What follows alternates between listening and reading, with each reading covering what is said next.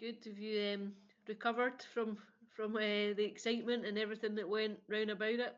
Yes, probably just pretty amazing couple of days, but obviously a huge job to do tomorrow. So back down to earth, done some analysis of the game. What was your reaction like? What was your phone and stuff like the other night when you get back to the hotel?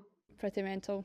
Um, just messages from people that you haven't spoke to in ages, like ex-players.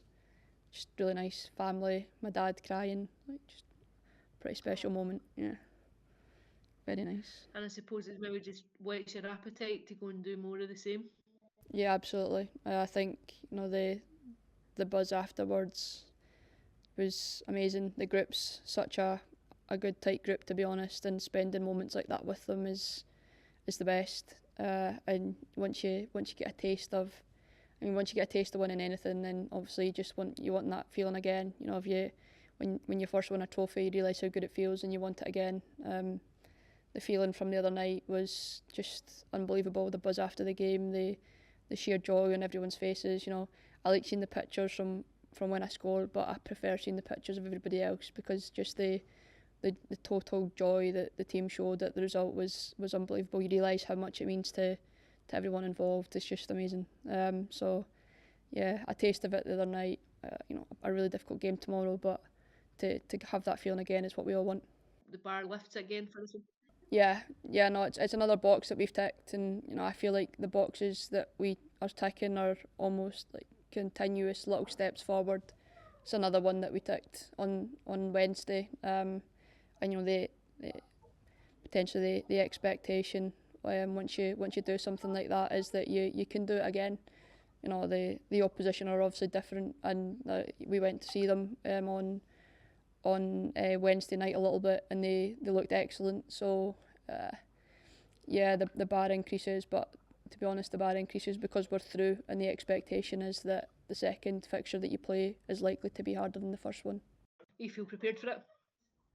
Yeah, I think you know what you're coming over for. You know that it's two difficult games in a very short period of time, but we managed to cope through something similar at the end of last season, where every game was a big important game and they were all very close to each other. I think we've shown a real understanding of the way that Fran wants us to play, so it's not like we need to do any massive prep on what we're going to do.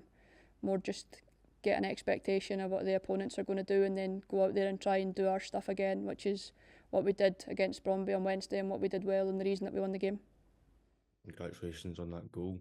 Thank you. Just that goal, is that one of the highest points of your career with women so far? I have to say yeah, but I keep thinking I've hit what's going to be the highest moment and then something else unbelievable happens. The goal was obviously a great moment, but to get the win with the group is so much more important. It's just fortunate for me that it landed at my feet, but if it landed at anybody else's feet and went in the back of the net, then I really couldn't have cared more. It's an amazing moment, it's an amazing memory, but the biggest thing is that we got through for the first time. We've won a game in the Champions League where the Champions League theme tune was played as we stood and lined up. So yeah, the goal was a massive high for me, but the final whistle at 90 minutes was an even bigger one. Just describe how it felt when you stood there with your teammates and the Champions League music played. Was that quite surreal feeling for you all? Yeah, it was special, but I think I think I maintained composure until we were stood in the tunnel, and there's obviously a group of fans that have travelled over, and they started singing for It's a Grand Old Team, and I couldn't help but think about the fact that when the Lisbon Lions stood in the tunnel in Lisbon, they started singing that song. I don't know if the fans knew we were in the tunnel and that's why they started singing it, but I was extremely composed until that happened, and then 30 seconds later the Champions League theme tune was playing. So a pretty special couple of minutes, and I genuinely did have to stop myself from crying because I just thought what the fans did in that moment was so special, and then to hear that theme tune blaring was just, you know, it's just a feeling that I feel like you can't really explain till you're in it. Obviously, when you're at Celtic Park and the theme tune's playing in front of the guys, it's massive, and it's probably the highlight of the 90 minutes after. But to be stood there on the pitch, I don't know the other words. it just kind of hits home where you are and what you're doing. You've had a great start to the season. Do you think that's given you the confidence for this Champions League run and spurred you on? Yeah, we had a really good pre-season. Obviously, the trip to Gran Canaria was good. We were able to challenge ourselves against really good opposition in pre-season, and then we've had a really great run in the league, scoring plenty of goals and just getting good feelings, good momentum.